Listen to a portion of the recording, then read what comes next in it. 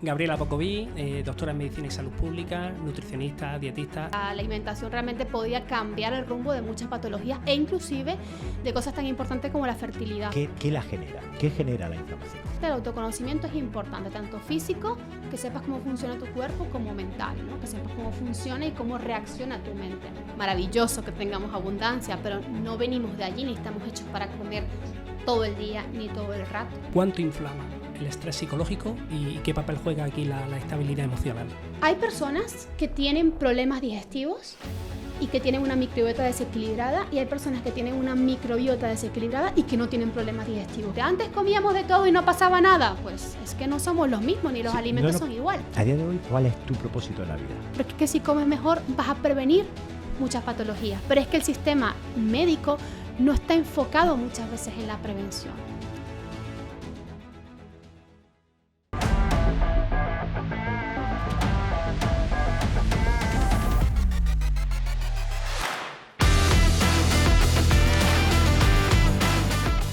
Gabriela Bocoví, doctora en Medicina y Salud Pública, nutricionista, dietista, conferencista, escritora, divulgadora, emprendedora. Bienvenida al podcast Desafío Éxito. Muchísimas gracias por la invitación y bueno, vamos a compartir mucha info, ¿no?, con los oyentes hoy en día. Seguro que sí. Gaby, ¿a qué te dedicas y por qué elegiste ese camino profesional? A ver, soy nutricionista de profesión, ¿vale? Fue mi primera carrera, hice mi grado. Siempre me ha interesado la salud. De hecho, tenía como muy claro desde pequeña que quería ser médico. Sin embargo, luego, bueno, por cosas de la vida me empezó a gustar muchísimo la nutrición, el autocuidado, las plantas. Vengo de una familia también que, bueno, siempre ha atendido mucho lo natural, ¿no?, por tendencia. Y me enamoré de la nutrición, básicamente. Pero luego no dejé de profundizar un poco en la parte médica porque me gustaba. Por eso me especialicé en la parte de inmunología y todo lo demás. Es verdad que en el camino, sobre todo en la práctica, empecé a ver muchas relaciones de patologías con los cambios en la nutrición. O sea, que la alimentación realmente podía cambiar el rumbo de muchas patologías e inclusive de cosas tan importantes como la fertilidad. Trabajé en una clínica de fertilidad y eso me llevó a, bueno, decidí profundizar en el sistema inmune. Por eso hice un máster en inmunología, que de hecho me vine a Granada desde mi país, desde Venezuela, a hacer el máster y de allí el doctorado en medicina. Y me dedico por eso a la rama muy clínica, ¿no?, muy de patologías, de enfermedades, tanto prevención como tratamiento, porque hoy en día yo pienso que todos tenemos que también trabajar en la prevención, no solo esperar a que la enfermedad toque la puerta. Y Gaby, a día de hoy, ¿cuál es tu propósito en la vida? Propósito, a ver, yo digo que mi propósito hoy en día, antes decía que era, bueno, llevar este mensaje a cada vez más personas, pero yo creo que mi propósito ha cambiado. Soy una persona muy autoexigente a todos los niveles, a todas las esferas, y también eso me ha llevado a tener mi propio contacto con enfermedades, ¿no?, porque también he tenido enfermedades yo misma, ¿no?, alteraciones hormonales, alteraciones digestivas, por esa misma autoexigencia y autopresión, ¿no?, que me pongo. Entonces yo digo que mi propósito hoy en día es seguir haciendo lo que hago, pero realmente con mucho disfrute, con mucha fluidez, ¿no? No desde esa autoexigencia que a veces en exceso, pues como todo, puede ser no tan buena para nuestra salud. Entonces, ahora mismo, seguir haciendo lo que hago, seguir llevando este mensaje, seguir ayudando a tantas personas, pero desde una atmósfera de pasión y fluidez y disfrute. Y Gaby, ¿a qué críticas te enfrentas por divulgar lo que divulgas? A ver, yo creo que la medicina y la salud están dando un gran cambio, ¿vale? Estamos cambiando paradigmas. O sea, es decir, antes, cuando hablábamos, por ejemplo, de hacer una desintoxicación de los tóxicos, de depurar tu cuerpo, la gente veía esto como muy pseudocientífico, ¿no? Como muy hierbas, como digo yo, ¿no? A día de hoy creo que estamos cada vez aceptando más eso. Aún así, todavía hay personas que cuando hablas de un tema un poco más alternativo a lo que es la medicina tradicional o convencional, o la que todos conocemos, que es básicamente tomarnos un fármaco, todavía hay críticas, todavía hay resistencias, ¿sí? Pero bueno, creo que eso está cambiando y esperemos que siga cambiando, porque creo que medicina es todo lo que nos ayude a estar mejor. Vale, ya entrando en materia y más teniendo este magnífico libro en mis manos, Atención con la inflamación, ¿por qué hay que tener atención con la inflamación? Mira, la inflamación, aunque mucha gente lo asocia con tener el vientre hinchado, si yo te digo a ti, ¿qué es inflamación? Tú me dirás, pues bueno, cuando me siento hinchado. No. No es inflamación solamente eso. Es cierto que cuando algo te sienta mal, cuando tienes una intolerancia, una alergia, un problema digestivo, vas a sentir hinchazón y por tanto inflamación en el vientre, ¿sí? Pero la inflamación realmente es un mecanismo fisiológico, es decir, normal dentro de nuestro cuerpo. Lo que pasa es que hoy en día vivimos en una inflamación crónica. Cuando se cronifica, cuando se prolonga en el tiempo la inflamación, es cuando tenemos un problema. ¿Por qué? Porque esa inflamación en exceso es un caldo de cultivo para enfermedades crónicas, que son las que hoy en día padecemos. Hoy en día ya no morimos por infecciones como en el pasado. Antes nos daba una infección en una muela y no teníamos acceso a antibióticos, entonces nos moríamos de una infección o de una apendicitis, ¿no? Hoy en día fallecemos más por patologías crónicas que no dependen de un antibiótico, dependen de un estilo de vida.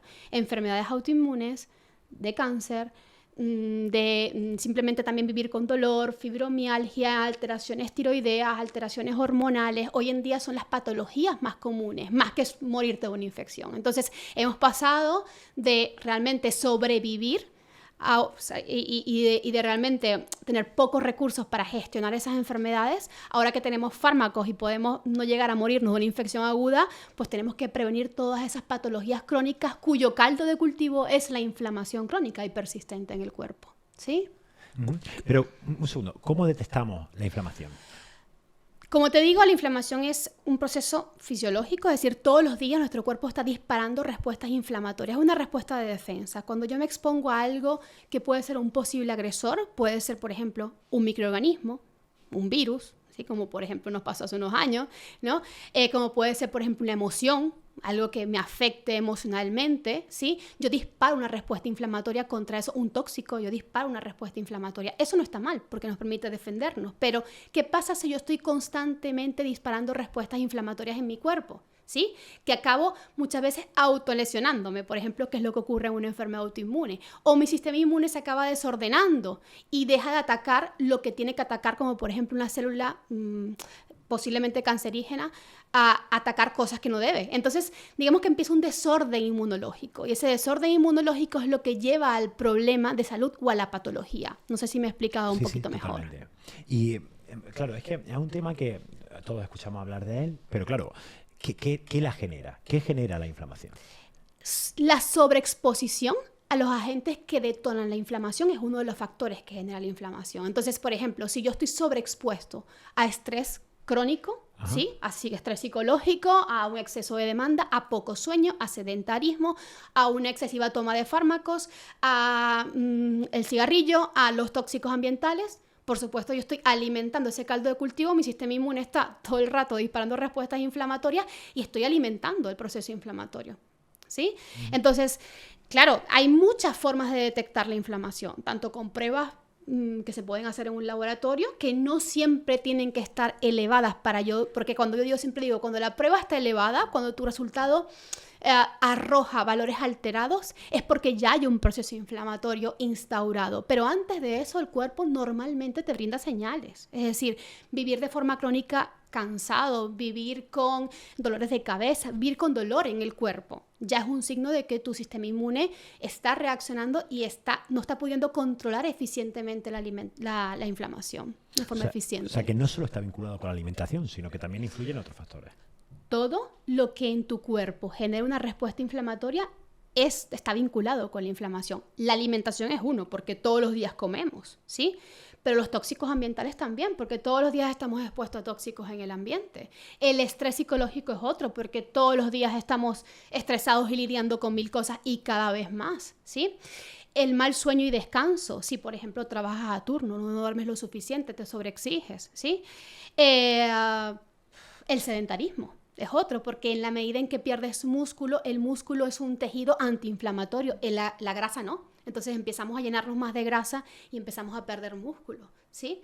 Esos son factores, ahí te nombré 5, podríamos decir más, que influyen evidentemente en que se genere ese caldo de cultivo inflamatorio, ¿no? Y que tu cuerpo dispare constantemente respuestas inflamatorias. Eso se llama inflamación de bajo grado o inflamación crónica, porque es una inflamación que no se ve. Cuando yo tengo un tobillo hinchado, yo lo veo, ¿sí? Pero cuando yo tengo mi cuerpo inflamado digamos, de forma interna, ¿no? Por decirlo de alguna manera, no lo estoy viendo. Y esa es la inflamación crónica de bajo grado, porque no la puedo observar tan fácil, ¿sí? Tengo que ponerle conciencia corporal, tengo que conocerme, tengo que saber cómo funciona mi cuerpo y tengo que también, pues, puedo hacerme pruebas si quiero confirmarlo.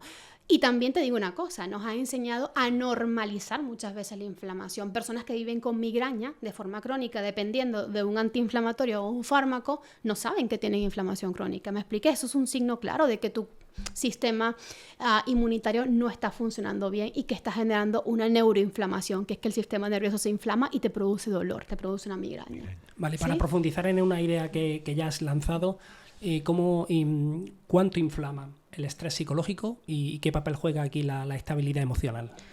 Vital. De hecho, yo trabajo en mi profesión, o sea, aparte de ver pacientes junto con un equipo, tengo en mi equipo otros profesionales, tengo psicólogos en mi equipo, porque es imposible solucionar un problema de inflamación si el paciente, pues, hay traumas instaurados desde la infancia, si hay temas de abuso, si hay un exceso de trabajo o de carga, si hay una sobreexigencia, como te conté de mí misma inclusive, ¿no? Todas esas cosas van haciendo que tu sistema inmune no se pueda relajar, vivas en alerta.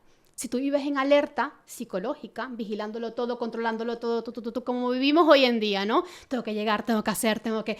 Si vivimos constantemente en alerta, tu sistema inmune va a funcionar prácticamente igual. Entonces, evidentemente no es fácil. O sea, yo sé que vivimos en un contexto complicado, un contexto exigente, un contexto, digamos, social, competitivo. No es fácil. De autoexigencia. De autoexigencia. No es sencillo. Pero se trata de aprender herramientas. Primero, conocerte. O sea, eso es importante. Conocerte, el autoconocimiento es importante, tanto físico, que sepas cómo funciona tu cuerpo, como mental, ¿no? Que sepas cómo funciona y cómo reacciona tu mente. Y a partir de allí, pues poder tomar mejores decisiones, poder realmente saber cuál es el propósito que tienes en esta vida y cómo quieres vivir, porque esa pregunta es muy poderosa, ¿no? ¿Cuál es tu propósito? Y casi siempre la volcamos a lo laboral, ¿no?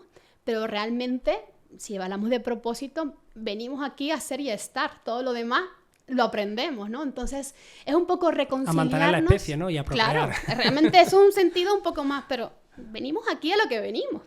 Y es un poco reconciliarnos con esa parte para luego poder tomar mejores decisiones, bajar un poco esa sobreexigencia y permitirnos también vivir de un estado más de tranquilidad, porque si no es imposible. Sí, pero parece que si no estás viajando constantemente eres un fracasado, si no tienes nuevas experiencias, no estás en la onda.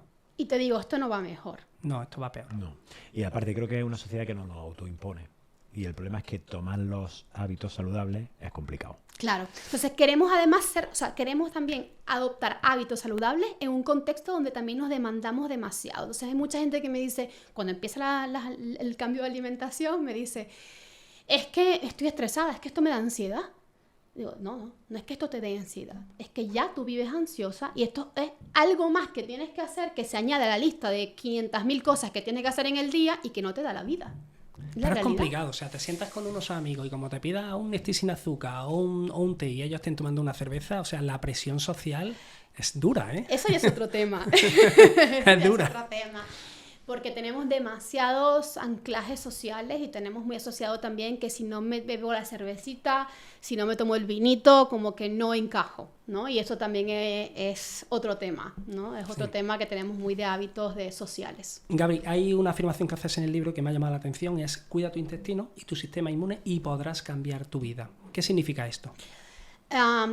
Siempre escuchamos de los genes, ¿no? Nuestros genes determinan muchas enfermedades. No, es que tengo tal gen y esa enfermedad, pues tengo tal gen que me predispone al cáncer. Eso es cierto. La genética con la que nacemos con una genética que nos predispone a muchas patologías o enfermedades.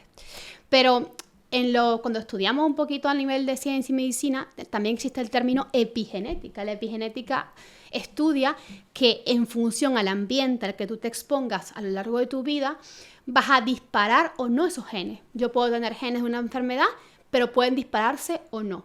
Entonces, si no puedes cambiar tus genes, yo siempre digo, si no puedes cambiar esos genes, pues cuida tus intestinos, cuida tu microbiota, que son esas bacterias intestinales, porque ellos tienen que ver mucho en ese juego inmunológico y también ese juego epigenético donde pueden disparar genes que pueden cambiar nuestra vida, ¿sí? A mejor o peor. Entonces, si no podemos cambiar nuestros genes, pues cuidemos las cosas que hacen que esos genes se disparen o no. Podemos cambiar realmente. O sea, el rumbo de prevención, nuestra vida. hay que trabajar mucho Pues en claro, prevención. básicamente. No te creas que tienes una condena porque en tu familia hay enfermedades autoinmunes, hay cáncer, hay una predisposición, eso no lo podemos negar, ¿sí? Pero podemos también nosotros a través de las acciones diarias y todos los ámbitos que hemos hablado, alimentación, deporte, suplementación, inclusive que hablaremos también un poquito, estrés, pues cambiar también el destino de esos genes. Bajo tu experiencia, ¿nos podrías poner un ejemplo de alguna enfermedad que tú hayas conseguido no eliminar, ¿vale? Pero sí remitir o controlar? Sí. Hay dos en concreto y sobre todo porque yo he trabajado mucho con enfermedades autoinmunes que son la espondilitis anquilosante y el lupus, ¿sí? Las enfermedades autoinmunes, a mí no me gusta hablar de curación porque la curación suena así como que me curé y me curé para siempre. Como he hablado anteriormente, hay una predisposición genética. Si tú abandonas los hábitos que te han ayudado a sanar, a mejorar, pues puedes volver a recaer en la enfermedad. Entonces, nos gusta hablar de remisión. La remisión es un concepto que nos habla de que, bueno, tu enfermedad está presente en ti, tienes los genes, la has disparado en algún momento, pero está como una etapa de reposo, la hemos silenciado, ¿sí? Entonces la silenciamos la enfermedad y eso es lo que podemos lograr, por ejemplo, o lo que también he visto ya en la clínica con estas dos patologías en concreto, ¿sí? Pero que también te digo, hay muchos casos que hemos visto en que ha habido una remisión de los síntomas por muchísimo tiempo, artritis reumatoide, inclusive pacientes con patologías oncológicas, con cáncer, que han logrado básicamente silenciar su enfermedad, ¿sí? Yo lo estoy viviendo ahora mismo con mi padre y con la alimentación totalmente y bueno, aquí tuvimos a Odil Fernández, estuvimos hablando sobre el tema y complementación, alimentación y efectivamente totalmente parado. Vale, pero supongamos, ¿vale? Yo quiero comenzar una dieta antiinflamatoria porque me has convencido y quiero dar el paso. ¿Cómo comienzo? Vale, yo siempre digo que antes de pensar en qué comer, piensa en qué quitar. ¿Sí? Porque también hay muchas cosas, hay que comer, pero hay cosas que quitar. Normalmente hoy en día somos adictos a ciertos alimentos. Primero el azúcar, ¿no? Que está presente más allá del azúcar de mesa, porque me puedes decir no tomo azúcar, pero luego miles de cosas que tomamos en el día a día muchas veces contienen azúcar. Y las conservas, todas tienen azúcar. Todas tienen azúcar. O sal. Tomate frito, entonces que Sí, pero por eso, es que todo tiene azúcar. Sí, entonces se trata de, yo lo pongo más sencillo, yo le digo a los pacientes para ponerlo en un contexto práctico, ¿no? Si te fueses a la naturaleza, ¿qué conseguirías para comer? O sea, yo te pongo a ti en un bosque, te mando a un bosque, ¿qué conseguirías ahí para comer? Posiblemente conseguirías frutos, ¿vale? Árboles frutales, conseguirías raíces, ¿no? O tubérculos que hay a lo mejor en la tierra, conseguirías hierbas, conseguirías hojas frescas, animales. Semillas. Las semillas son algo más difícil, a lo mejor consigues un almendro, ¿no? Que a lo mejor puedes coger almendras y genial.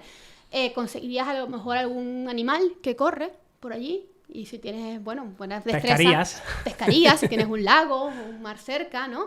Eso es lo que conseguirías. Todo lo demás nos lo hemos inventado. Sí.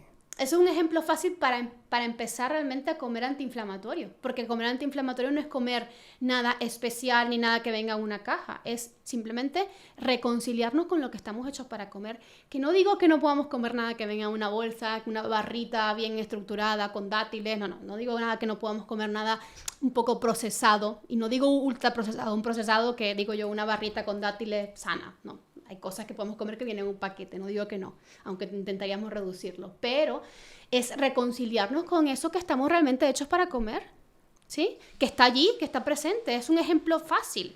Todo lo demás nos lo han inventado. Sí, podemos decir que la enfermedad y el malestar lo ha creado el hombre. En parte sí, en parte lo hemos creado, en parte nos los han inculcado, en parte la sociedad que tenemos lo promueve también. Hombre, vas a un supermercado y todo está empaquetado, absolutamente todo. Es decir, las zonas de carnicería y pescadería ya son residuales en los supermercados. No, ya hemos llegado hasta empaquetar los plátanos. Sí. ¿Tú has visto los plátanos empaquetados? Tú dices, ¿pero por qué tienen que venir empaquetados unos plátanos? ¿Y los huevos fritos? Ya, eso ya no quería llegar ahí porque no es en todos los supermercados, pero es verdad que eso fue muy heavy. Gaby, ¿qué opinión tienes sobre el ayuno intermitente? Me gusta, lo practico. Yo siempre digo que, bueno, pues son cosas que son coherentes. Hay que buscar también la lógica a todo. Igual que te expliqué el tema del bosque, que es una forma lógica de entender lo que estamos hechos para comer, el ayuno también. Y es que nunca hemos vivido con tanta abundancia alimentaria como vivimos hoy en día. Que gracias a Dios, gracias a la vida que la tenemos. Maravilloso que tengamos abundancia, pero no venimos de allí ni estamos hechos para comer todo el día ni todo el rato, ¿sí? No obstante, siempre me gusta, pues, contextualizar que no todas las personas a lo mejor están preparadas para hacer un ayuno, sobre todo si hay muchas alteraciones de la conducta alimentaria, personas anoréxicas, personas bulímicas, a lo mejor necesitan un apoyo para poder realizar esta práctica. No sería lo más indicado, pues, que la hicieran. Si hay personas desnutridas, pues no, pero en general sí pienso que puede ser una práctica que puede beneficiar. A mí no me gusta que las personas, porque también nos volvemos muy, como digo yo, muy controladores, entonces nos bajamos la app de ayuno, nos ponemos el reloj, vamos contabilizando, me queda 1 minuto para romper el ayuno. No, tampoco así, es decir... Lo volvemos a prostituir. Lo volvemos a cambiar, lo volvemos a liar. Entonces, esto pasa mucho, nos tendemos a ir mucho a los extremos, entonces sí, el ayuno intermitente, muy válido. ¿De cuánto lo puedo hacer? Pues de 12, 14, 16 horas, lo que tú puedas, lo que sientas, pero también escúchate un poco, ¿no? O sea, no te desvincules totalmente de tus sensaciones, porque tampoco merece la pena. Y cómo romperlo también, ¿no? Porque claro, haces ayuno intermitente y lo rompes con una tapa y una cerveza, pues no... Y luego ese es otro punto, no hagas ayuno intermitente si todavía no has cambiado tus hábitos. Entonces, lo más importante es lo que comes en el día a día, no lo que ayunas. Sí, pero por ejemplo, los hábitos. Vivo en un país, por ejemplo España, en el que el pan, bueno, si me escuchara mi madre, el pan es algo vital. Y yo, según te he escuchado a ti o he leído en otro sitio... Vital. Desayuno... No vas a morir sin pan. Almuerzo y cena. Pero bueno, pero está siempre presente. Vital culturalmente hablando, sí. Sí. Entonces, es que en el colegio, las dietas de los nenes contienen pan, tienen pasta, tienen... O sea, mi niño está en el comedor y tienen macarrones, espaguetis, comidas que, bueno, son normales. Allí es donde deberíamos empezar a cambiar las cosas.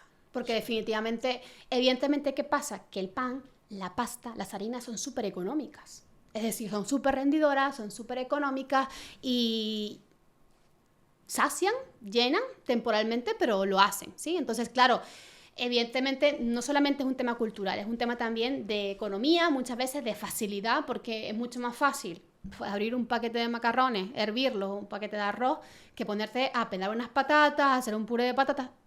Por muchas razones abusamos muchísimo de los productos harinas, de las farináceos en general, de los cereales, cosa que no debería suceder.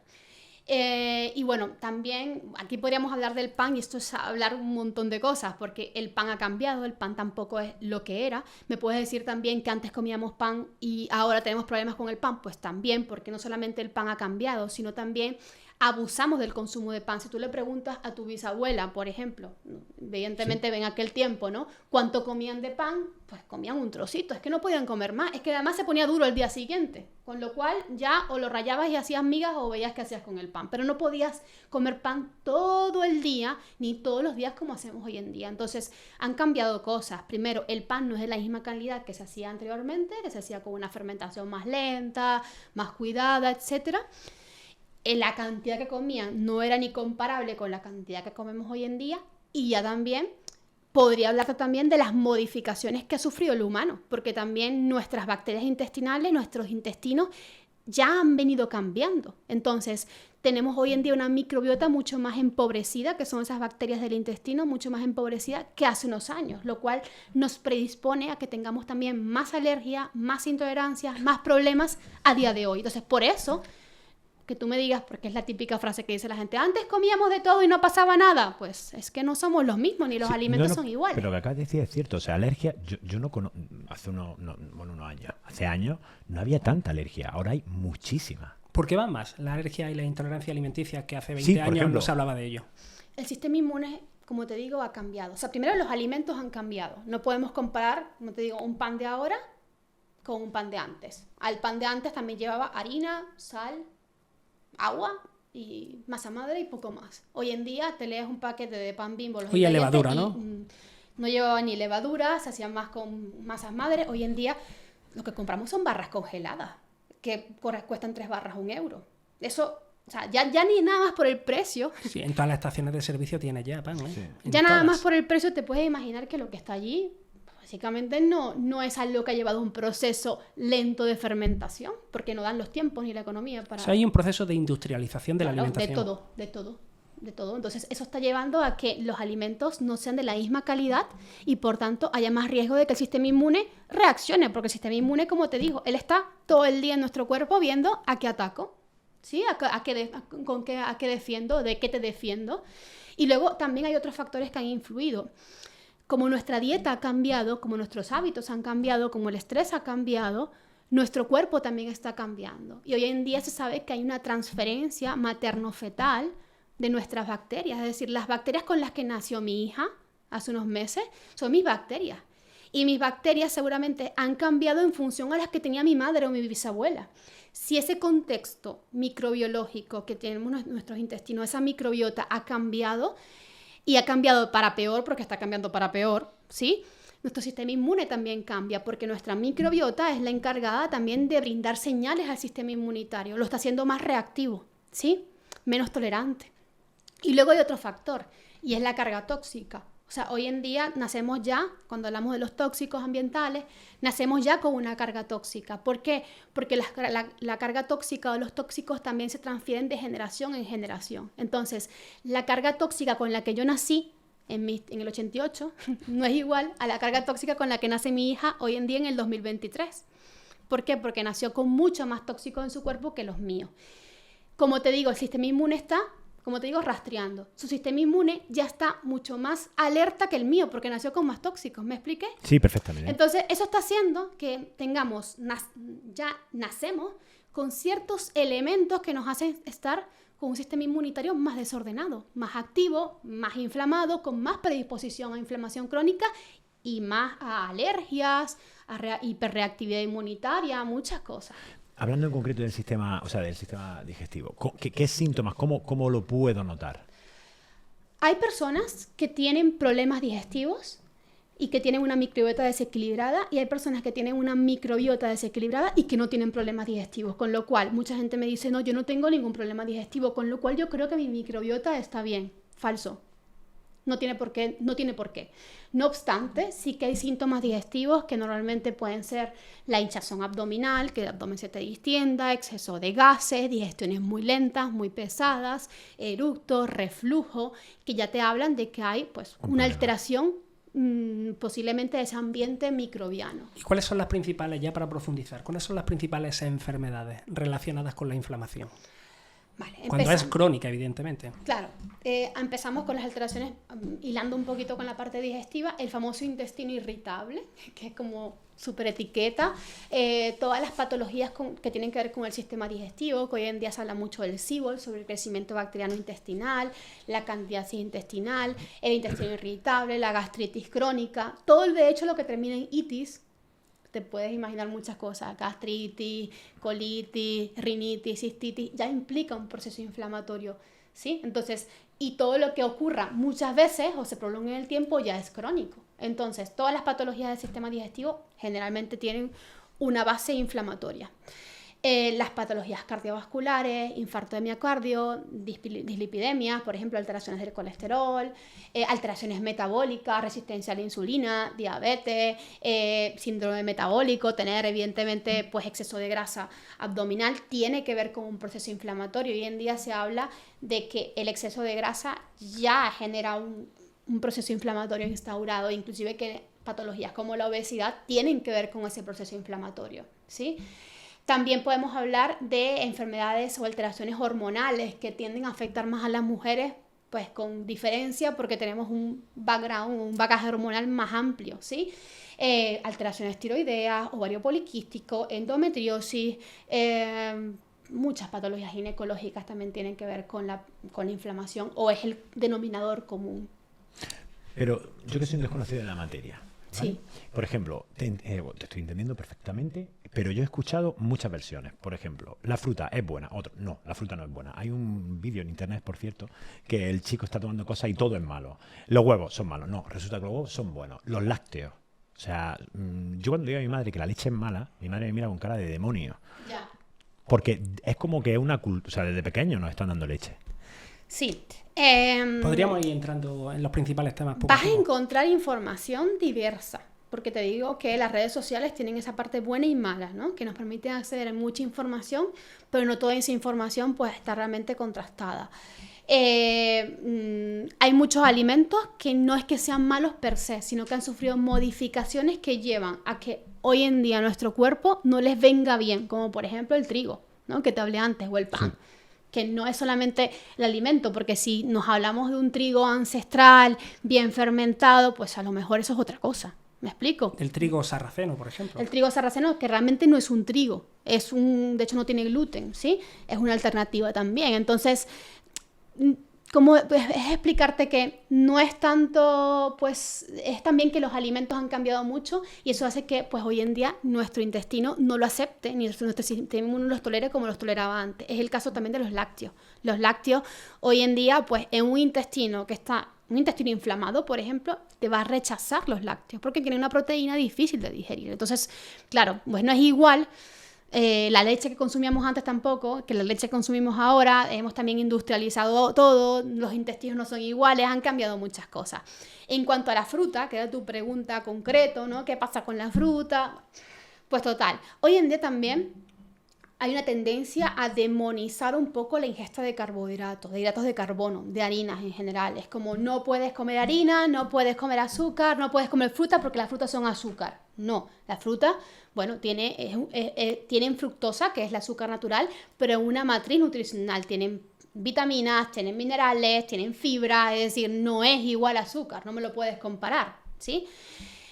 Lo que ocurre hoy en día es que como muchas personas han empezado a padecer problemas metabólicos derivados de comer un exceso, muchas veces hidratos de carbono, porque comen mucha harina, comen mucha fruta, comen mucho azúcar, comen muchos procesados, no se mueven. Entonces, en la práctica hay muchos divulgadores que dicen, pues si te quieres quitar la resistencia a la insulina, si te quieres quitar el problema metabólico, quítate la fruta. Pues claro, pero la fruta no ocasiona el problema, ¿me expliqué? O sea, quitar esto es un poco quitar irme por el camino fácil, lo quito todo y pues por supuesto que el paciente mejora. Pero ojo, que ese paciente hubiese mejorado igual si yo lo pongo a hacer actividad física y si yo le quito el exceso que tiene de hidratos de carbono, de harina y le dejo 1 o 2 porciones de fruta al día, porque la fruta realmente no es el problema aquí. Entonces realmente el cómo divulgamos, porque también es verdad que si decimos un titular sensacionalista en las redes, como por ejemplo, quítate la fruta, pues la gente le va a llamar la atención. Y eso también está haciendo que, por supuesto, se tienda mucho a los mensajes muy extremos en divulgación. ¿Y cuáles son los principales alimentos proinflamatorios? Vale, proinflamatorios directamente tenemos el azúcar y los ultraprocesados. Cuando hablo de ultraprocesados, te hablo de casi cualquier alimento, bueno, por decir alimento, producto realmente que venga empaquetado, industrializado, con más de 5 ingredientes. Ya estamos hablando de un ultraprocesado, ¿vale? Galletas, cereales inclusive que vienen preparados, alimentos que a lo mejor pueden comercializarse como algo muy sano, ¿sí? Como que vienen en una cajita y vienen healthy, no sé qué, y sano y light. No, y son ultraprocesados igual. Inclusive los yogures. Hay muchos que vienen con saborizantes, con colorantes, con sustancias que realmente restan mucho de ser un yogur realmente saludable. Entonces, realmente, todo lo que inflama es primero lo que tiene azúcar y lo que tiene ultraprocesado. O sea, lo que es ultraprocesado, lo que tiene más de 5 ingredientes, porque también contiene aditivos normalmente, ¿sí? Goma, edulcorantes, etcétera. Eso sí, es lo primero. Estabilizadores, claro. potenciadores de sabor. Luego también está el alcohol, que evidentemente es un exacerbador también de la inflamación. El alcohol. Pero beber no es bueno. Bloquea las vías hepáticas, etcétera. Y aquí también te digo, es difícil dar un mensaje en redes y en divulgación con respecto al azúcar y el alcohol realmente equilibrado, porque también te digo una cosa, si yo uso un azúcar moreno de caña y utilizo una cucharadita al día y el resto de mi alimentación no contiene ningún ultraprocesado, ese poco de azúcar no me va a hacer nada, es decir, no va a representar un problema. Si una persona en un contexto de vida saludable se toma una copa de vino el fin de semana, no le va a producir nada, si es deportista, si no sé qué, pero ¿qué es lo que pasa? Puede ser hasta aconsejable, ¿no? También por la relación social, ¿no? Realmente aconsejable no, porque tú no tienes por qué depender del alcohol para socializar, pero si realmente estoy hablando de una persona, pues a lo mejor que tiene un contexto de vida muy sano y se toma una copa de vino de vez en cuando, pues no le va a producir absolutamente nada, pero si yo digo esto en redes sociales, va a pasar que la gente va a decir, pues es que hablar de eso es darle cancha al alcohol. Porque la gente no sabe moderarse muchas veces y porque el alcohol es una sustancia adictiva. y porque también el azúcar también es una sustancia adictiva. Si yo te digo a ti, tómate nada más una cucharadita de azúcar, es posible que te pases, es posible que luego a lo mejor quieras más azúcar. Entonces es mucho más fácil decirte, no tomes alcohol y azúcar. ¿Me expliqué?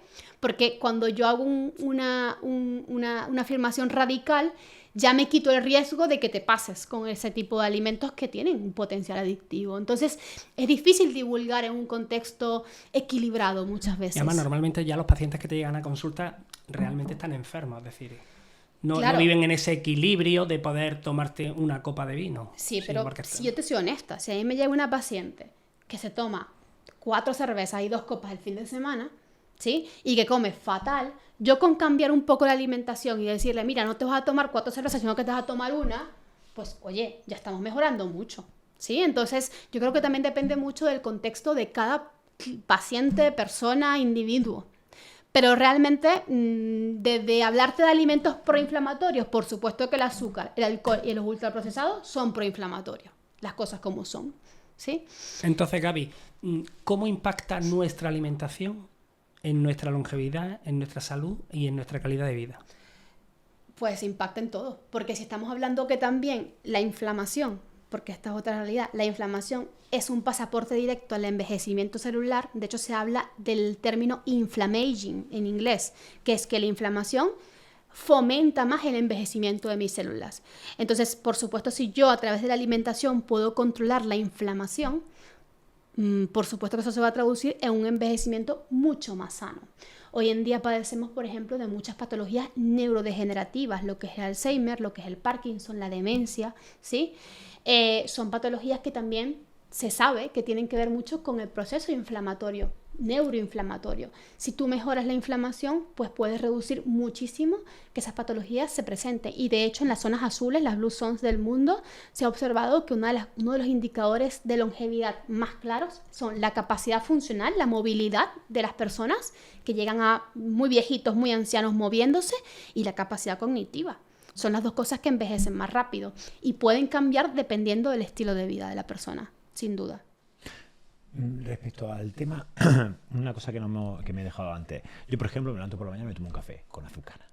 Claro, pero es que es una necesidad. O sea, puede que sea adicto, vale, de acuerdo. Pero es como lo que me despierta. O sea, es difícil sustituir esos hábitos. Es tu hábito. Es tu hábito. Nosotros tenemos una hormona que se llama cortisol, que es la que nos despierta. El café no te despierta.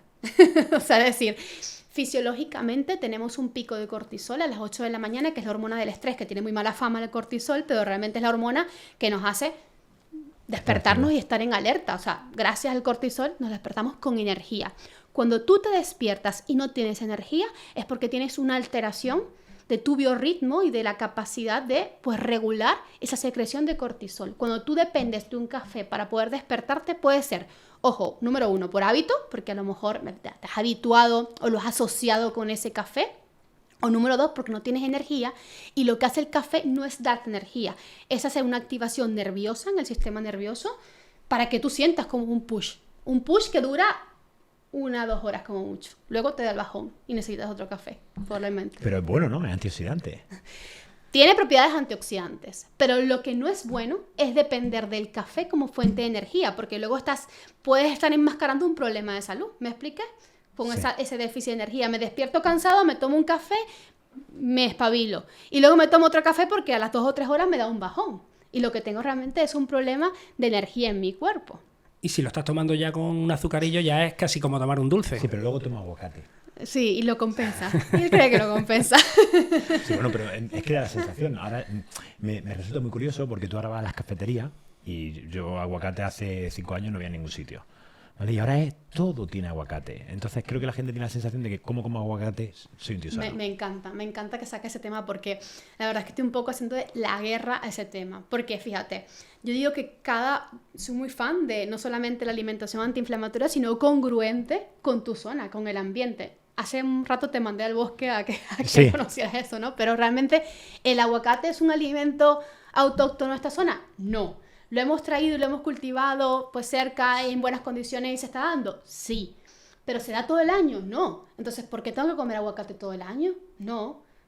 puedo comer aguacate en la temporada de aguacate Porque y luego viajan en avión. y luego tomo aceite de oliva. Claro, si te lo tomas de Perú o de Ecuador, por supuesto Correcto. que vas a tener aguacate todo el año, pero eso no es ni sano para ti ni sano para el ambiente, porque también el cuerpo, el organismo humano, necesita cierta rotación de los alimentos. Antes lo hacíamos perfectamente porque en España no llegaba cosa de afuera. Entonces yo en la temporada de tomate la comía de mayo a septiembre y luego en Navidad me despedía de los tomates y tomaba las tostadas con miel y aceite a lo mejor, ¿no? Porque era lo que conseguía de mermelada o una conserva, pero yo no podía comer tomate todo el año.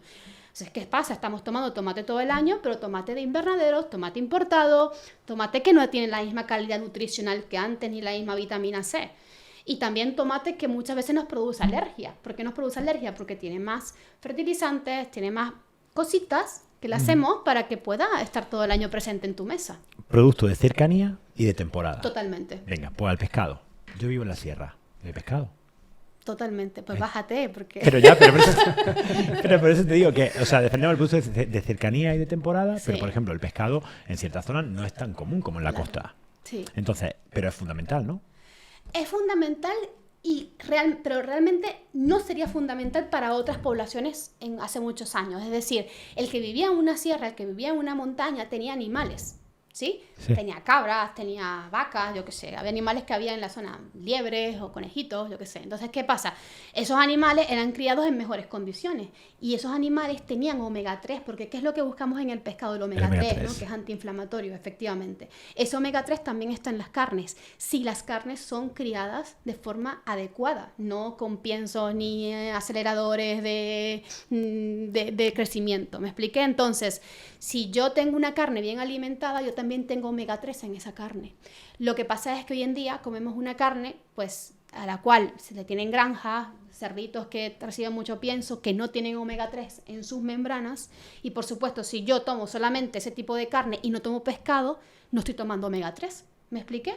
Perfectamente. Entonces, realmente la naturaleza está hecha así perfecta, ¿eh? O sea, el que estaba en la montaña comía animalitos que tenían omega 3, comía huevos también que tienen omega 3, y el que estaba en la costa comía también pescado que tiene omega 3. Hay ciertas cosas que a lo mejor faltaban al que estaba en la montaña, como el yodo, ¿no? Que el que está en la playa sí lo tiene. Pero bueno, nos compensábamos un poco, de alguna forma. Hoy en día tenemos un poquito de desorden, porque estamos todos comiendo cosas que no debemos en temporadas que no debemos, ¿sí? Entonces, también la forma en que se cultiva, en que se crían los animales es muy diferente, y eso lleva a desbalances nutricionales. Y de allí que hoy en día, por esa misma razón, necesitemos muchas veces suplementarnos, porque no llegamos a tener las mismas condiciones que teníamos Antiguamente. Y Gaby, perdona, una cuestión. El tema de la preparación de los alimentos. Porque, por ejemplo, yo he leído por ahí, he escuchado que el omega 3 en el pescado, si el pescado está demasiado expuesto al calor, pierde ese omega 3. Claro, eso complica más todavía el asunto.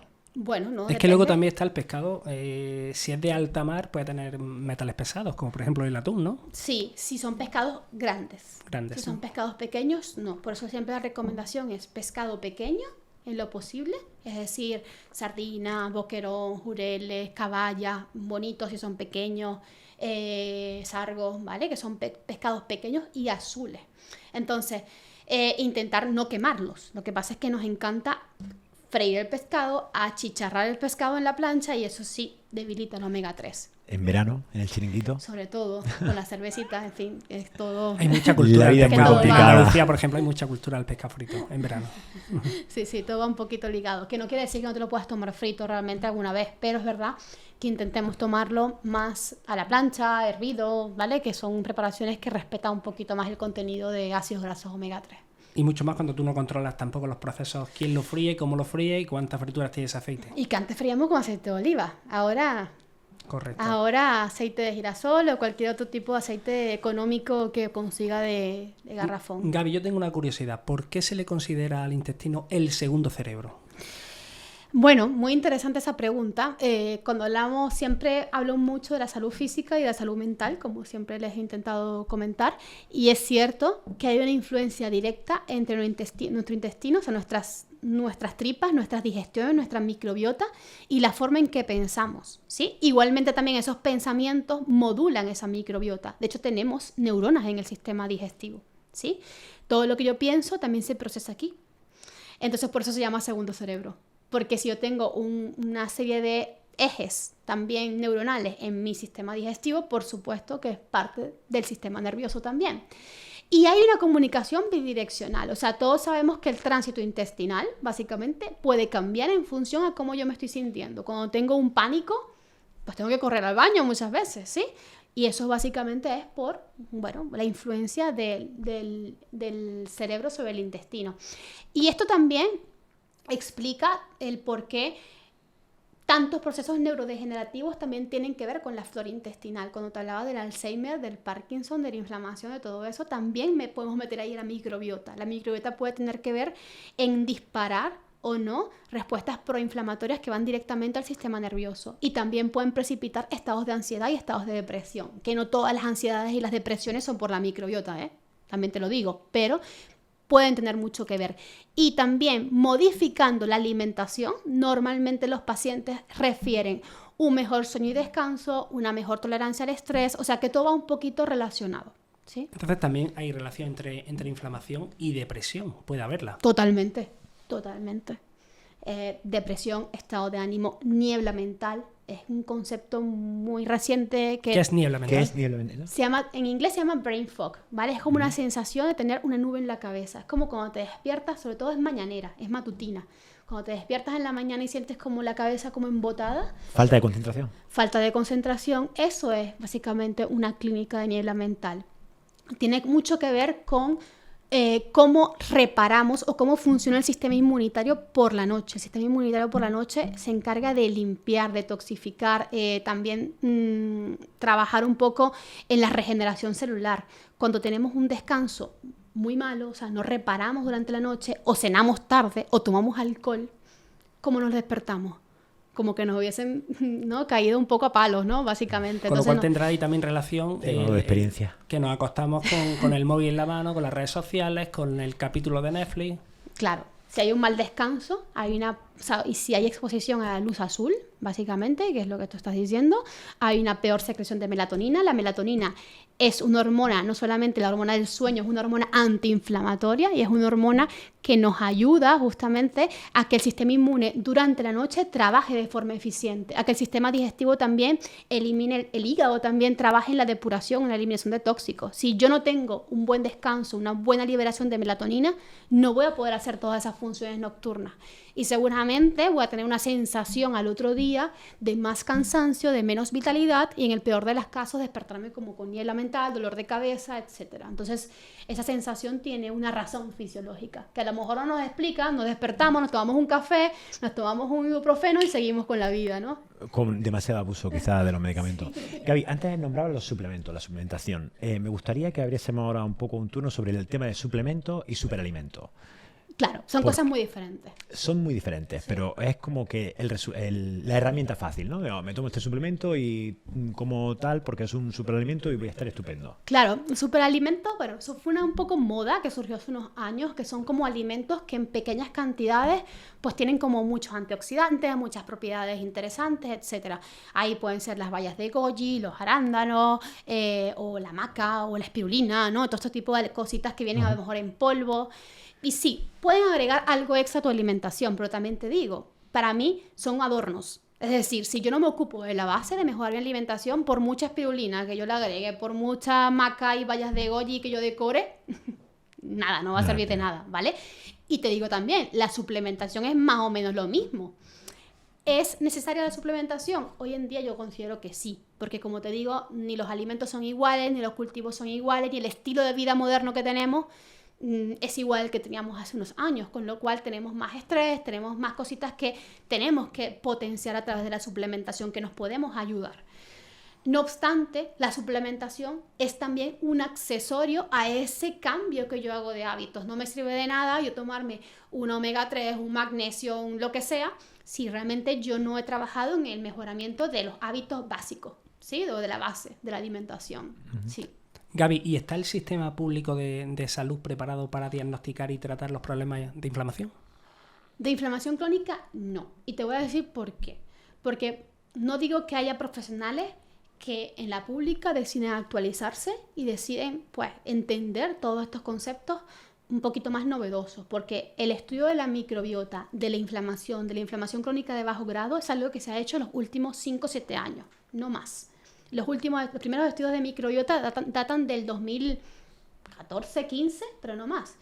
Si estamos hablando de una persona que está en el sistema público de salud, que tiene que atender 30 pacientes en una mañana, es difícil que el tiempo les dé, a menos que sean unos apasionados de la vida, que los hay, por suerte todavía, y que llegan a su casa y se forman, y que deciden ver la salud de otra manera. Pero para las típicas personas que atienden pacientes y que luego se van a su casa y no tienen tiempo de actualizarse, es muy difícil que puedan entender lo que implica un problema de inflamación crónica y sobre todo trabajen en la prevención. Porque también es cierto que la medicina moderna y sobre todo la medicina a nivel público está muy enfocada en patología, en cuando te llega el paciente con una enfermedad, mándale esto para que se sienta mejor, mándale tal fármaco, tal protocolo, pero no está enfocado en la prevención y en el cambio de hábito. De hecho, no hay nutricionistas en la sanidad pública. Ya eso es un indicativo claro de que indicativo claro de que trabaja. ¿Qué? En los hospitales sí lo hay, pero seguimos viendo el azúcar blanco refinado. Sí, pero no en la consulta primaria. Está en los hospitales cuando el paciente tiene una enfermedad y está en la planta ingresado y yo tengo que cambiar la dieta a ese paciente porque tiene una enfermedad renal, porque tiene un postoperatorio y porque se lo tengo que adaptar. Ahí es donde tengo nutricionistas, o en el comedor del hospital, pero no tengo nutricionistas en atención primaria para hacer prevención. No sé si me estoy explicando, para enseñar buenos hábitos. Es muy difícil. Sí, pero lo que hablábamos antes, se debería de enseñar desde la base, desde que alguien es pequeño y está en el colegio. Y seguimos viendo libros de texto con pirámides alimenticias que no coinciden con nada de lo que estamos hablando. Y que si hablamos de educación, es que el sistema educativo tampoco está enfocado en el autocuidado. O sea, no se enfoca, el sistema educativo se enfoca en que aprendas matemáticas, física, etcétera, pero nadie te enseña, por ejemplo, a regular la parte emocional, regular la parte de alimentación, a toda esa parte que implica un autocuidado, con lo cual porque eso no es productivo, básicamente. Entonces nadie nos enseña eso. Pero Gaby, la alimentación condiciona nuestra salud y en la carrera de medicina, que en España son 6 años, no hay ni una sola asignatura de nutrición, ni una sola. Ese es otro tema. Porque igual que los nutricionistas tenemos que saber cómo funciona el cuerpo físico y tenemos que ver lecciones. Yo vi anatomía, por ejemplo, en mi carrera, que es una asignatura de medicina. Tenemos que saber de medicina, porque tenemos que saber algo. Los médicos también deben saber algo de nutrición, ¿vale? Evidentemente, todos tenemos una función, es decir, el nutricionista hace una cosa, el médico hace otra cosa, pero todos deberíamos saber un poco a enseñar a comer mejor, porque es que si comes mejor vas a prevenir muchas patologías, pero es que el sistema médico no está enfocado muchas veces en la prevención, ¿sí? Está enfocado en el tratamiento de las enfermedades muchas veces. Y el tratamiento de las enfermedades implica muchas veces solamente tomarte un fármaco e irte para tu casa. Entonces, no digo que todos los profesionales sean iguales, porque por suerte cada vez hay más profesionales abiertos, inclusive médicos abiertos, a entender y a trabajar en la prevención y en el cambio de hábitos. Pero muchos todavía se han quedado con ese mensaje porque la formación que se da en medicina está enfocada a fármacos y a tratamientos básicamente en crisis, ¿no? O sea, paliar un poco la crisis del paciente, pero no en prevenir. Tú eres divulgadora en redes sociales, tienes una comunidad importante.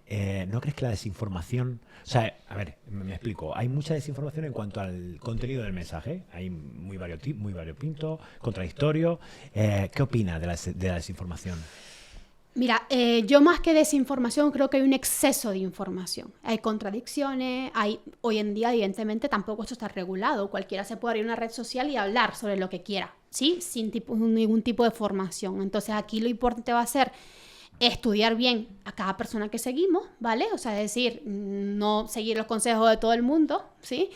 Y sobre todo contrastarlos para ti. Porque no todas las personas funcionamos igual. Y yo puedo también decir algo en redes sociales que a lo mejor para tu caso no va a ser lo más indicado. También te lo digo. Entonces es importante que si estamos atravesando una patología concreta, si sentimos que también estamos en un bucle de información muy contradictoria y eso nos lleva a tener más ansiedad, entre otras cosas, pues vayamos a un profesional de salud que nos oriente. Porque evidentemente cada persona es un mundo. ¿Cuál sería para ti el consejo más valioso que puedes darle a alguien que quiere mejorar su salud con la alimentación? Mira, yo creo que si empiezas a quitarte los ultraprocesados, que hablé, sé que son productos con más de 5 ingredientes en una etiqueta, empiezas a hacer el ejercicio del bosque que te comenté, que para mí es muy revelador cuando te pones a analizarlo de esta manera. Empiezas a comer comida de temporada, local, ¿sí? Y empiezas a incluir más verduras, más proteínas de calidad, más grasas que no sean procesadas en tu alimentación, ya por ahí estás dando un gran paso. O sea, es que no es difícil comer bien. Lo que pasa es que la sociedad nos lo pone complicado. Pero realmente no es nada difícil comer bien. Es básicamente volver un poco a lo que hacíamos. Y otra cosa es que nos ayudaría muchísimo si el pasillo de la fruta y la verdura fuese lo primero que viéramos cuando entramos a un supermercado, que no es así. Normalmente vemos un montón de pasillos y al final casi la fruta y la verdura, ¿no? O sea, algunos supermercados ya lo han modificado, pero es así. Entonces tenemos que empezar a tomar más alimentos que básicamente encontremos en un mercado. Cuando yo voy a un mercado típico encuentro verdura, el pasillo de la carne, el pasillo del pescado. Ya no encuentro tantos ultraprocesados. Mucho mejor si vamos a comprar al mercado que al supermercado. Y no nos olvidemos que no solamente es comer bien. Tenemos que movernos. Estamos padeciendo una pandemia de sedentarismo brutal. Entonces yo creo que es importantísimo moverse. Si tenemos que ir a un gimnasio, pues ir a un gimnasio, pero fomentar el movimiento. Es fundamental. Pero, por ejemplo, yo que por tema laboral, como cada día fuera. Es complicado, o sea, es que ya no solo es que comer fuera es difícil elegir un menú sano, porque en un restaurante hay opciones, ¿sí? No te digo que no hay opciones, hay opciones. Es decir, te puedes pedir un pescado a la plancha con una verdura, las hay. Lo que pasa es que es cierto que el tema de los aceites no lo puedes controlar, es decir, van a utilizar aceites a veces reciclados, quemados, aceite de girasol, dependiendo del restaurante, también te lo digo. Sí, El tipo de sartén, los disruptores endocrinos. Bueno, ya no quiero hilar tan fino, pero bueno, es decir, evidentemente tu contexto es muy particular. Yo ahí lo que haría sería aconsejarte para intentar escoger lo mejor posible. Si puedes escoger un buen restaurante, mucho mejor, porque también te digo, el que tiene que comer todos los días fuera tiene dos opciones. O llevarte la comida de tu casa, que tiene una inversión menor, o escoges un buen restaurante. Entonces, y ahí también tienes que tener pues recursos económicos para poder invertir en un buen restaurante. Pero hay que ver cualquiera de las dos vertientes si quieres comer bien, ¿eh? Porque si no, te vas al restaurante de turno, que probablemente pues van a freír las patatas fritas con un aceite recalentado, con un aceite de mala calidad, y por supuesto que la calidad no va a ser igual. Entonces ahí tenemos que valorar qué queremos priorizar, ¿vale? Bueno, Gaby, vamos terminando. ¿Cómo sería un día perfecto, un día antiinflamatorio perfecto? ¿Cuál sería? Te lo voy a contar de forma un poco fácil y sobre todo aplicable, ¿vale? Te despiertas por la mañana. Ideal si puedes tomar 15 minutos de sol. Y se lo digo porque la mayoría luego se va a una oficina y no toma sol. Entonces hay que intentar que el cuerpo, igual que te hablé de las hormonas, del cortisol, etcétera, para que eso ocurra, tu cuerpo tiene que recibir la señal de que es de día. Y la forma de recibirlo es la luz solar. Entonces eso es importante. También nos va a permitir activar las células para una mejor activación de la vitamina D, etcétera. Entonces 15 minutos de sol, ideal por las mañanas. Hidratarnos, tomarnos un vaso de agua, que muchos van directo al café y no se olvidan del agua primero, ¿vale? Importantísimo. Luego, dependiendo de tu nivel de hambre, te puedes desayunar o puedes esperar, también depende mucho, cuando te aparezca el hambre, pues desayuna. A mí me gusta desayunar, los huevos me encantan para desayunar porque me parece que son una opción de proteína fácil, cómoda, te aporta omega 3, te aporta vitaminas liposolubles. Bueno, una tortilla de huevos, si quieres, puedes agregarle alguna verdura, si tú quieres champiñones, hojitas de espinaca, etcétera. Puedes agregarle un poquito de jamón ibérico si tú quieres, o simplemente tus huevos y ya está. Y una fruta, por ejemplo, de estación, si quieres. Eso sería un poco un desayuno ideal, ¿sí? Ya luego le quieres poner un poquito de pan de buena calidad, de sarraceno algún día, sí, pero tampoco hace falta comer pan todos los días, ni mucho menos, ni complicarte la historia de comprar un pan, etcétera, si no lo consigues. Un par de huevos, fruta, grasita y listo. Luego, pues te vas a hacer tus actividades diarias, ¿sí? Idealmente si puedes hacer ejercicio y si puedes por la mañana, si no por la tarde, no pasa nada. Ideal incorporar ejercicio de fuerza, como digo, porque hay que conservar la masa muscular. La masa muscular es antiinflamatoria, que no se nos olvide, y la grasa en exceso, pues lo contrario, aunque necesitamos de ambas. Ya dicen que el músculo es un nuevo órgano, ¿no? Claro. Y es un órgano que fabrica moléculas antiinflamatorias, mientras que la grasa fabrica moléculas proinflamatorias, que no quiere decir que no tengamos que tener grasa en el cuerpo, también te digo, todo tiene una función.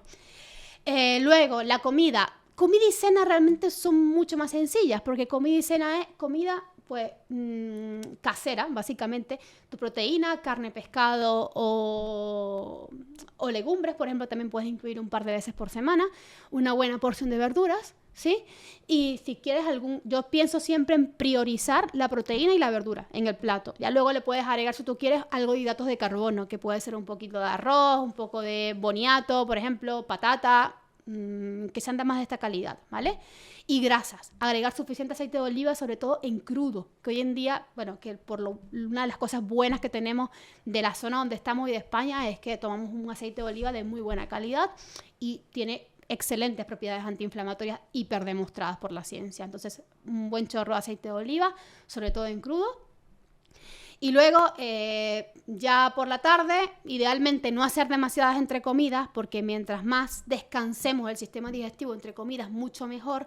Cuando hablamos del ayuno intermitente, fenomenal el ayuno intermitente, pero lo primero es que te acostumbres a no picar entre horas, ¿sí? Entonces no hace falta realmente las meriendas, excepto si somos muy peques, que necesitamos un poquito más de comida y metemos las meriendas. Pero para los adultos, hoy en día, no son necesarias, a menos que seas un deportista de alta élite, con un alto gasto calórico.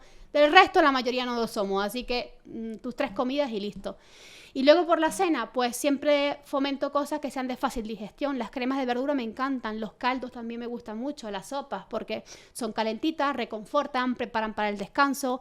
Puedes agregar una sopa de pollo, una sopa de pescado con algo de verduras, una crema de calabaza, le puedes agregar jengibre, cúrcuma, por ejemplo, que son especias también antiinflamatorias y que te van a ayudar. Suficiente grasa, porque antes teníamos mucho miedo a la grasa, hoy en día cada vez se está fomentando más, puede ser aguacate, puede ser aceite de oliva, y también consumir tu porción de proteína si tienes hambre suficiente para cenar. Si no, también puedes comerte una porción de verduras y ya está, ¿eh? O sea, también depende mucho del apetito que tengas. Y básicamente eso sería un día antiinflamatorio sin más. Intentar no exponernos a la luz azul, es decir, a exceso de móviles, antes de dormir, ¿vale? Idealmente ni comer mucho antes de dormir, es decir, no comer 2 horas antes, o comer mínimo 2 horas antes de irte a la cama, y no exponerte a la luz al sol, la luz azul, perdón, la luz blanca y azul de los móviles, idealmente 2 horas antes de irte a la cama, para no alterar la melatonina. Entonces ahí intentar tener horas de conexión, pues mucho antes de eso. También hoy en día existen también dispositivos, gafas de protección, muchas cosas que se han adaptado, pero idealmente no recurrir a la tecnología ni al trabajo esas horas para poder tener un ambiente antiinflamatorio que te permita segregar suficiente melatonina y hormonas relacionadas con el descanso y puedas descansar bien. ¿Y aconsejarías suplementación de melatonina diaria? No necesariamente, porque no a todo el mundo le ayuda en el descanso. De hecho, hay personas que cuando toman melatonina se sienten como con un sueño más pesado, menos reparador inclusive, porque muchas personas no tienen un problema de melatonina, o sea, de déficit de melatonina, lo que tienen es un problema de excesiva cantidad de cortisol y de hormonas adrenales, de hormonas del estrés. Entonces, dependería de la persona, ¿vale? Pero sobre todo, cuidar los hábitos relacionados con el sueño, o la higiene del sueño, es lo que te va a ayudar a que fabriques buenos niveles de melatonina. Hay una cosa que hacemos muy mal en España, que es cenar muy tarde. ¿Sí? Eso es cierto. Cenamos entre 9, 10 y hasta 11 de la noche. Más en verano, porque tenemos mucha luz solar. Entonces, ¿qué pasa? Eso hace que te vayas a la cama muy tarde, nos vayamos a la cama después de las 12 de la noche, que ya a partir de las 12 la melatonina empieza a descender. O sea, empezamos a fabricar melatonina a partir de las 8 de la tarde. Tenemos un pico entre las 9, 10 y 11 y ya luego empieza a bajar. Entonces, si tú te vas a dormir a las 12, 1 de la mañana o 2 de la mañana, el descanso no va a ser ni tan reparador ni tan antiinflamatorio como si te hubieses ido a dormir a las 9, a las 10 o a las 11 de la noche. Para eso tienes que cenar pronto, porque si cenas a las 10 o a las 11 no te vas a dormir pronto. Entonces, todo va un poquito en secuencia, ¿no? Como te dije, idealmente cenar pronto, cenar ligero para poder meterte a la cama pronto. Eso sería lo ideal. Luego, evidentemente, no digo que el fin de semana no pueda ser diferente, que tengamos flexibilidad si tenemos algún evento social, pero que el día a día, que el hábito sea ese. Eso es lo ideal, ¿sí? Y dormir, pues mínimo 7 horas. Mínimo 7, 8 horas en función de cada uno, pero un indicador clave es cómo nos despertemos. Si nos despertamos descansados, con energía, sin niebla mental, con ganas de hacer cosas, eso es un buen indicador. Si nos despertamos con que me tengo que tomar un café porque si yo no puedo tirar del día, pues ahí mal vamos. Me queda poca vida. Mal vamos. A ver, como sociedad, ¿qué cambios podríamos hacer para comer mejor? Cuando digo como sociedad global. Sí. Mira, yo creo que también tienen que involucrarse aquí también la parte de políticas sociales y también de fomentar, porque también es importante fomentar, por ejemplo, la venta de productos locales. Como te hablaba, los productos locales y estación es lo mejor. Entonces, fomentar que haya más mercados abiertos, ¿sí? Se hace en muchos pueblos y se intenta hacer, pero que haya más mercados fuera, en la calle, ¿sí? Que se venda verdura de estación, agricultores de proximidad, donde la gente pueda tener contacto con esos alimentos y se fomente más el mercado que el supermercado. ¿Me expliqué? Y en los supermercados hay que tomar medidas, porque lo que no puede ser es que lo primero que yo me encuentre sea los productos ultraprocesados y luego al final me encuentre la verdura y la fruta. También reducir el consumo de productos con plástico. Yo creo que sería ideal que también pudiéramos comprar más, inclusive dentro de los supermercados que se hacen en algunos países a granel. O sea, que tú puedas entrar y comprar con una bolsa a granel y no comprar todo en bolsitas separadas. Que aunque es más rápido, nos estamos también cargando el planeta y también los mares con la cantidad de plástico que estamos generando. Se estima que en unos años no te vas a poder comer un pescado, que te vas a comer un trozo de plástico, porque los pescados van a estar llenísimos de microplásticos, que ya tienen, pero van a tener más. Es decir, porque tenemos un consumo excesivo de plástico. Entonces tenemos que intentar pues reducir eso. Hay también políticas que buscan y países donde sé que se les aumenta el precio y se les añade un impuesto a las bebidas azucaradas, a las bebidas alcohólicas y a muchos productos ultraprocesados para que la gente no consuma tanto, o sea, se les añade a eso y se les baja el precio de la fruta y la verdura para que la gente coma más fruta y coma menos ultraprocesados, porque una de las principales excusas de mucha gente es decir, comer sano es caro.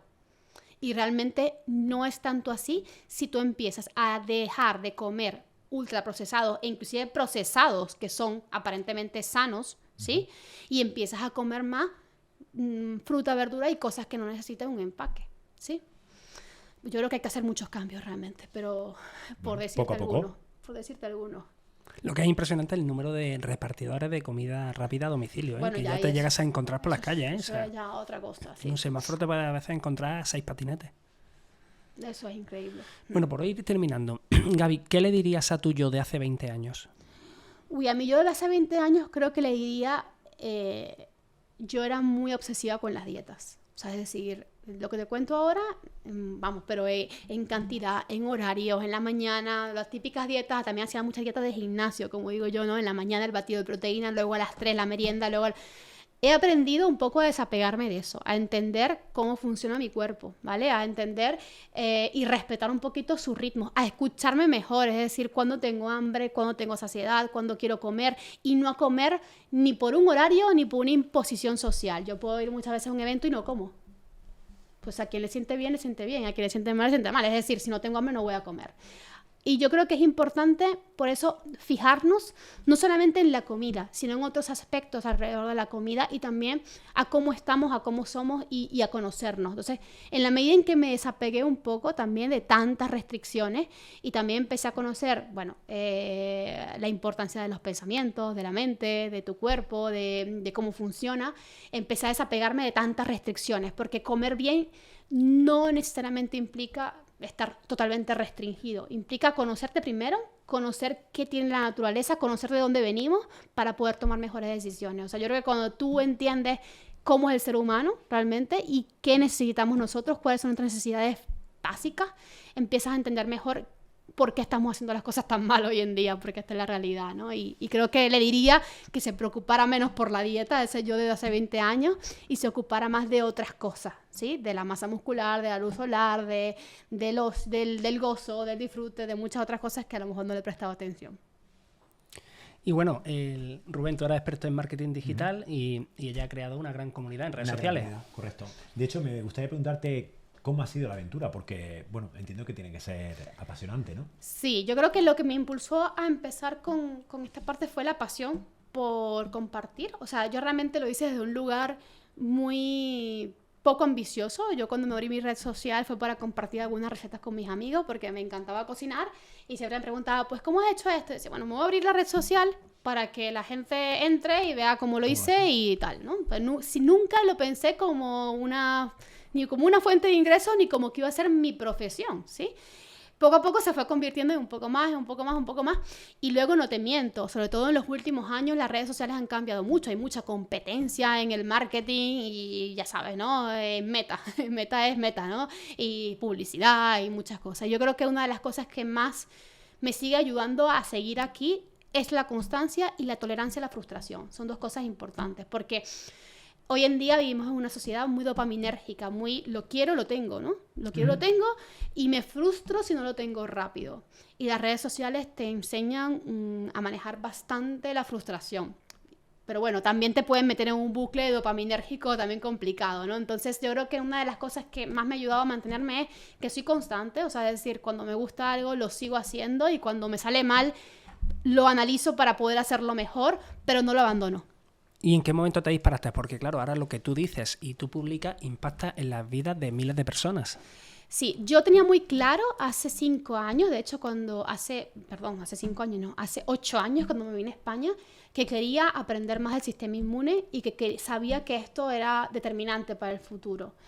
Y creo que también este nicho que trabaja la parte, o que analiza la inflamación, que analiza la microbiota, es un nicho, como te digo, moderno, pero es un nicho que va a seguir aumentando, porque los tóxicos ambientales van a seguir aumentando, las enfermedades inflamatorias van a seguir aumentando, las enfermedades digestivas y el desequilibrio de nuestras bacterias van a seguir en aumento, y yo creo que va a ser algo que va a seguir ocupando espacio de muchas personas, y por esa razón llama tanto la atención.